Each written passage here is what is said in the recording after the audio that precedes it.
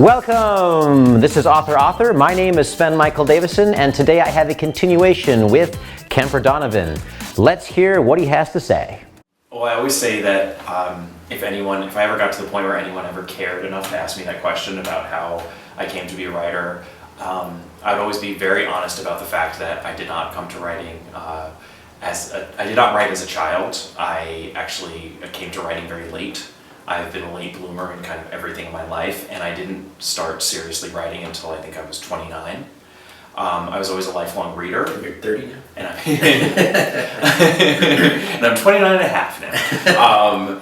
But I was always a big reader, interested in doing something creative generally in my life, but it took a really long time for me to get to the point where I actually started seriously writing on the side. And I think that's unusual, not because it's impossible to do, but for a very good reason that most people, unless they're geniuses, when they first start writing, are terrible. You just write crap, quite honestly. And I think it's a lot easier if you get into the habit of writing something bad and then rewriting it or writing something else and waiting for it to get better. It's a lot easier to do that when you're a child because I think you don't have the expectations that you have when you're an adult, and you also feel like time is limitless.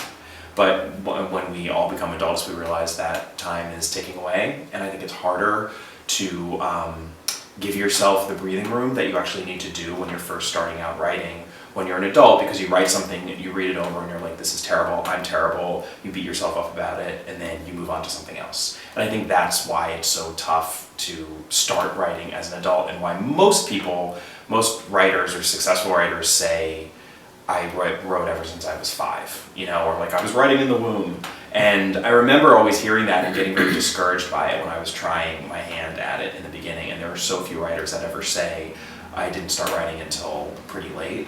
But there are some, and it is possible, and I kind of stuck it out through the bad period, which isn't to say that I think this is perfect by any means either. It's not like, and now it's all roses and wonderful, but it was rough when I first started writing at the age of 29, seriously, because it was terrible. And eventually I just kind of gritted my way through it and came up with a manuscript that I felt was good enough to start sharing. Available via HarperCollins and wherever you can buy books. Also available as an audiobook and in ebook format.